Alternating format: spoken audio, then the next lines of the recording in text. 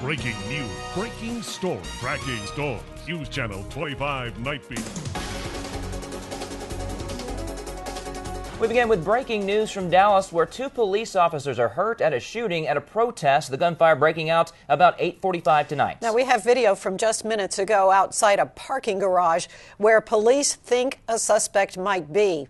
There was live TV video that showed protesters marching along a street in downtown when shots erupted and the crowd scattered seeking cover. Now, we're told that the officers involved were a Dallas officer and a Dart officer, and this springs up from these large protests that have been happening all across the country, stemming from outrage and fear over 2 different police shootings. News Channel 25's Conley Isom is in Dallas tonight. He happens to be there with his family. They're on the 17th floor of the Omni Hotel near where all this is going on. He joins us now on the phone. Conley, what have you seen there tonight? Well, first, let me say it has been a crazy night. A vacation just turned crazy as we came back from dinner and doing a little bit of shopping. It took us a little while to get through the protesters, which the roads were blocked off. We got back to our hotel, made it into our room, and then we could see the protesters marching through the streets nearby the Omni Hotel. All of a sudden, we saw them scatter. I did not hear any gunshots, but we saw a lot of the protesters scattered and a very large police presence. Even at this hour, there is probably hundreds of police cars through downtown. I've seen reports on social media telling folks to stay put, do not leave. And this vacation for us, no, I wouldn't say it's a nightmare yet, but it is something that we're very worried about the situation and what has been happening here at the Omni Hotel. As they are looking for suspects still at this hour, we understand they're in Dallas. That's right. We've got lots of helicopters still flying around. Every now and then you see the spotlights. I think they've been looking for that parking garage that you mentioned, Ann. But as far as we can tell, the police are still actively on scene and keeping all the streets blocked off. There is no way you can get anywhere close to downtown Dallas tonight. Oh, we appreciate you taking your time out from your vacation to tell us what's going on there. What a frightening night. Yeah, Conley, thanks for joining us tonight, and stay safe there with your family there at the Omni Hotel in downtown. Now, Dallas is not the only place, thanks again, Conley. Dallas is not the only place to see protests over the police shootings. ABC's Elizabeth Hur takes us back to Dallas and all around the country.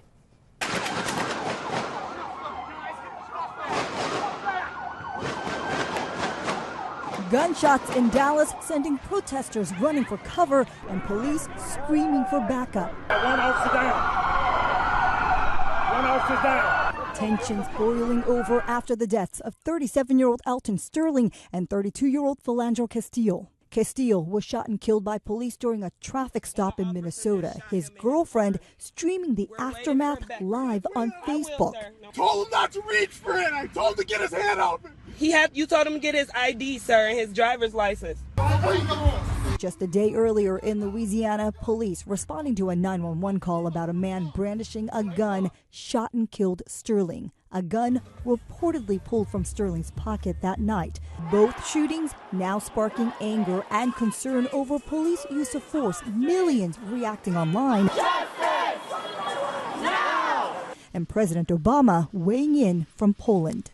These are not isolated incidents. They're symptomatic of a broader set of racial disparities that exist in our criminal justice system. And late Thursday, the Minnesota governor saying this about Castillo's deadly encounter. Would this have happened if those passengers, the driver and the passenger, were white? I don't think it would have. Governor Dayton is calling on the Justice Department to get involved in Minnesota. In Louisiana, a federal investigation is already underway. Elizabeth Hur, ABC News, New York. This is your First Alert weather. And now for a bit of good news. We do have a heat advisory that has been allowed to expire here in Central Texas. It's still going to be hot. It's going to be very close to heat advisory standards, but probably just under it. So the National Weather Service allowing that to expire. It doesn't mean that the heat's going away.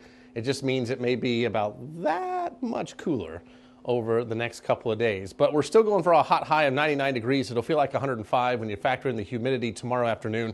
So we do have a hot Friday on the way. Then temperatures dropping through the 90s into the 80s tomorrow evening if you have any plans to be out and about. And I'll have your weekend forecast coming up. All right, thanks, Matt. Well, getting back to the two recent shootings of black men by police, they have parents across the country having some difficult conversations with their kids. News Channel 25 talked to some local families to see how the interacting with police chats are going. News Channel 25's Stephanie Escobar joins us now live from the Waco newsroom. Stephanie, African-American leaders in our area tell you they're starting that conversation early on. Seth, many African-American parents are giving advice to their 6 or 7-year-olds on how to behave when confronted by police. It's a tough conversation, Dr. Peaches Henry, the president of the Waco NAACP and parent, remembers having with her 21-year-old son at a young age. You tell them to comply, to do exactly what the police officer says to you, to keep your hands on the steering wheel. Don't move without telling the police officer that you're going to move. Don't come off as aggressive. This week, 2 black men died after 2 separate officer-involved shootings in different parts of the country. We are left to wonder what the conversation will do for us now. How will it protect our children? And I'm concerned about this. Why is it that African American men are perceived as criminals before they are perceived as citizens? Henry says the conversation turns even more difficult after these events. These officers are there to protect them. It makes that conversation difficult. From little children all the way up to children who are as old as my son is.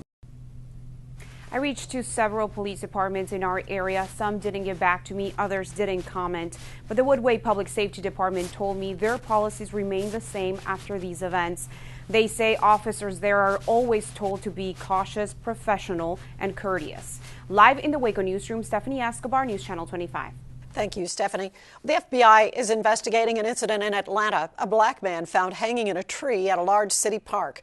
Originally, the police department considered it a suicide, but that led to outrage on social media. Later, Atlanta's mayor put out a statement saying he'd referred this case to the FBI. Someone discovered a man hanging around 5 this morning. Investigators, though, say there are no signs of a struggle. And the FBI is now involved in the investigation, trying to figure out who shot up a mosque in College Station. The gunfire yesterday caused damage to the Islamic Community Center, but thankfully no one was there at the time. College Station police have since increased patrols around the mosque. They called in the FBI because of the extra resources the Bureau has.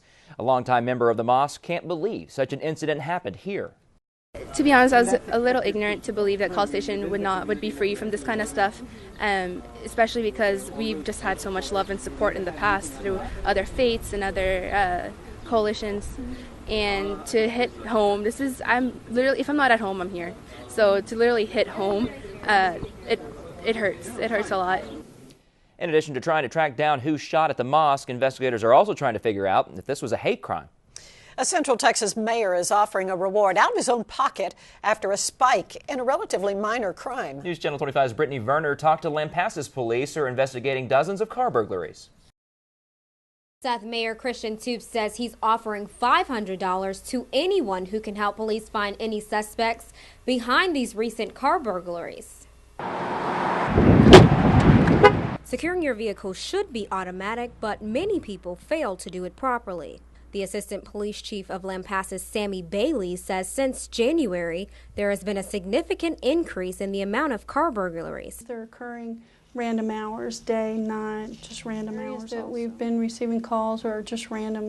They're all over the city. Assistant Chief Bailey says thieves have stolen wallets, guns, purses, and even random items like phone chargers. 95% of cars targeted were unsecure, meaning an unlocked door, cracked window, or even an open trunk. Secure their vehicles, remove their items of value out of the vehicle. Since January, there have been about 50 reports of car burglaries in Lampasas, and the mayor of the city is urging citizens to help put an end to this. It's getting out of hand. In the last couple of weeks, it's dozens with as many burglaries that are happening that somebody that knows, somebody's seen something. Police have increased patrols throughout Lampasas while focusing on the areas with frequent burglaries, but they are urging citizens to do their part by making sure their vehicles are properly secured. In addition to the mayor offering that $500 reward, the Hill Country Area Crime Stoppers are also offering a $2,000 reward to anyone who has information that helps lead police to an arrest. For more information, visit our website at KXXV.com. Reporting in Killeen Newsroom, Brittany Verner, News Channel 25. Traffic's back to normal in Temple tonight after a difficult cleanup of a cattle hauler. 15 cows died when their trailer rolled on its side on Southeast Loop 363 near the Tractor Trailer Supply Store earlier today. Emergency crews spent hours freeing the surviving cattle. 2 cows got loose, though, and ranchers had to be called in for an impromptu roundup. One of the policemen, he called us because he knew we had a ground load. I've worked cattle all my life. Just everybody here that was in there, they all work cattle, they love cattle. And that's part of Texas, so you're going to come help. And help they did. Now, 3 people did go to the hospital. They'll be okay. The surviving cattle will stay at a local ranch for now.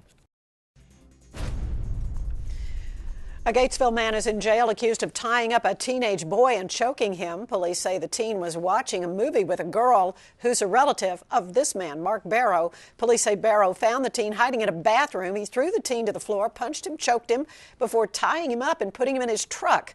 Police say he took that boy to the girl's father's home and dropped him off there. Well, that man returned the teen to his home, and Barrow faces a number of charges, including kidnapping. And new tonight, a robbery in Killeen. A man dressed as a woman walked into the Kmart on Fort Hood Street carrying some type of weapon. He demanded money from one of the registers and then ran off. It's not clear if he was able to get away with any cash or not. We're going to go ahead and zoom in on that Kmart right now. It's on Fort Hood Street in the 1100 block there. No one was hurt during that robbery. We now know more about a task force at Baylor that will address sexual assaults on campus. The Spiritual Life and Character Formation Task Force will have 21 members. They'll include faculty, students, and administrators. Pardon me. Baylor formed this task force after the report came out showing the school made mistakes handling reports of sexual assaults on campus. The task force is charged with developing a long-term strategic plan. 3 University of Texas professors are fighting to block the campus carry law weeks before it's set to go into effect. They filed a lawsuit in federal court yesterday arguing the law could potentially violate the Constitution. You see, the professors claim the presence of guns in a classroom could disrupt open student discussion, which they say violates the First Amendment's right to peacefully assemble. Legal experts don't think the lawsuit has much of a chance at blocking the campus carry law that takes effect August 1st. It would allow licensed gun holders to carry concealed weapons on public college campuses in Texas. In a developing story, police in San Diego have made an arrest after 4 homeless people were murdered. 36-year-old Anthony Paget is now in jail. Police had been circulating surveillance video from a convenience store in their hunt for the man who brutally attacked those victims. Most were sleeping alone when they were attacked. The owner of a popular Texas wedding venue refusing to let gay couples marry on his property. He's going so far as to even explain himself in a magazine ad. And I'm tracking more heat for Central Texas. However, the heat advisory has been allowed to expire. It's still going to be hot, though, and I'll have that forecast coming up. Chief Meteorologist Matt Hines has the National Weather Association seal of approval. We have seen some hot weather, but I want to take you back in time to 2011, and we did have some very hot weather then. Remember that summer we had 90 days of 100-plus degree heat, and we were just getting into it. This would have been day 25 of 100-plus degree heat. So yes, it's been hot, but at least we're not experiencing 31 days of 100-degree heat here in July. And look what we have right now. So far, through July 7th, zeros on the board for 100-degree days. Of course, we don't know what's going to happen in August, September yet, but it's definitely looking a little bit better, even though it is quite humid out there. But since we don't have any drought across the region, that's keeping temperatures down. Dry air likes to warm a little more efficiently. That's why we saw all those 100s when we were in the deep drought in 2011. For us now, we had a very wet spring, so it's keeping temperatures down just a bit. Extra coat Eagle Eye, downtown Waco, double 8s there, and winds are out of the south at 20 miles per hour, so that breeze has been nice, and it continues to stay up tonight. 86 degrees currently in Temple, 85 in Killeen, San Saba. Here, holding on to 92. Contrast that to 82 in Mexia. And relative humidity values are 50 to 60%. So you factor in the humidity, it still feels like the middle 90s. Temple feels like 93, 95 Waco, and feels like 95 in Gatesville. And winds are out of the south, 15 to 25 miles per hour. And we have higher gusts from time to time. They were up to 30 earlier today. Tomorrow they should be more in the 25-mile-per-hour range with those gusts. Temperatures were in the triple digits all across West Texas earlier today. They're coming down through the 80s and 90s, so the state pretty much under the heat dome, and it's going to stay that way for a little while longer. So let's check out our future track. Humid in the morning, temperatures starting off into the 70s. By the afternoon, we will see a few clouds around, and highs will make their way up into the upper 90s. Going to keep it just shy officially of 100 degrees for most of us. We get into Saturday and we will see more of the same. Temperatures starting off in the upper 70s, very muggy in the morning, maybe some low clouds around. Then those burn off, partly cloudy skies in the afternoon. Highs will climb up into the upper 90s. Some folks, especially west of I-35, may touch 100 here and there. So tonight, we'll take it down into the 70s area-wide, and tomorrow, keep it in the upper 90s, throwing in a token 100 there up in Hamilton, a 99 for Waco, 97 clean, and 98 in Temple, with south winds at 10 to 20 miles per hour. So your Friday timeline, starting off in the 70s in the morning, but quickly warming up through the morning hours, on into the afternoon. How about 99, just shy of that 100-degree reading, and then falling through the 90s tomorrow evening. So if you're heading out for dinner, it's going to definitely be toasty out there. 7-day forecast, the upper 90s will continue through the weekend, and then we will shave a couple degrees off those temperatures as we head into next week. Lows at night will be into the upper 70s, and it's just going to be plain old hot. But at least the heat advisory has been allowed to expire. It could come back at any moment, though, as all it takes is maybe 1 or 2 degrees, and we're right back in it. You know it's going to happen eventually. Yes. Well, stay with us. We'll be right back. It is still very much an active situation in Dallas at the Black Lives Matter protest, where shots have been fired. We were getting reports now from Fox 4 up in Dallas that 3 to 6 officers may have been hit by the gunfire. And to update the conditions of those officers, we know that one went to Parkland Hospital and one went to Baylor. One of those officers, a DART police officer, Dallas Area Rapid Transit officer, reportedly not doing well, according to a source there. There is one shooter in custody. We'll continue to update this story as the new details come in. An East Texas business owner is defending his decision not to allow a gay couple to marry in a chapel on his property. Plenty of couples do get married at the Texas Forest Country Retreat in Lufkin, but owner Robert Flournoy says if you're gay, no way. He's even taken out an ad in a local magazine saying his First Amendment religious rights allow him to refuse service to same-sex, transgender, or in his words, any other perversion of marriage. But I do know what my legal right is, and that's the right to refuse to participate in any act that I think is improper or not scriptural. Flournoy says he's been turning away gay couples ever since the Supreme Court legalized gay marriage last year. He says he's within his legal rights, and he's right. Texas does not have a law protecting a person from being denied service based on their sexual orientation. And we will be right back.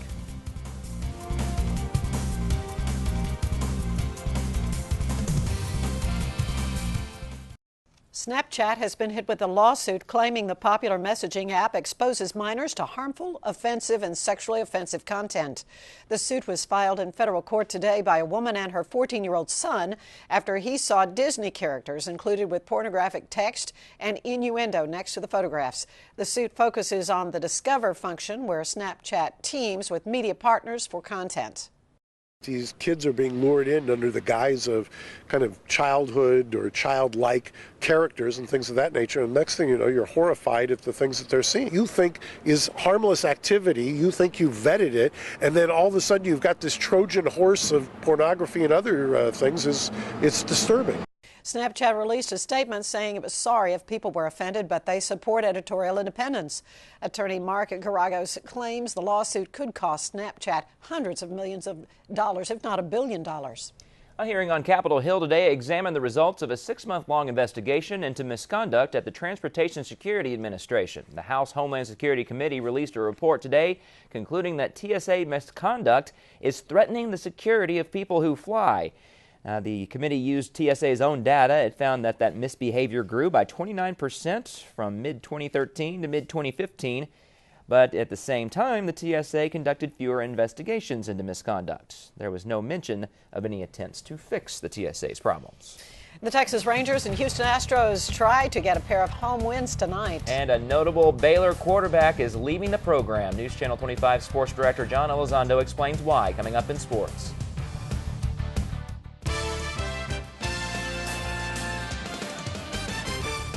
A nightmare offseason is the best way to describe what this summer has been like for the Baylor football program and their fans. It seems like bad news continues to follow the team each day, and today the program received probably one of their biggest blows.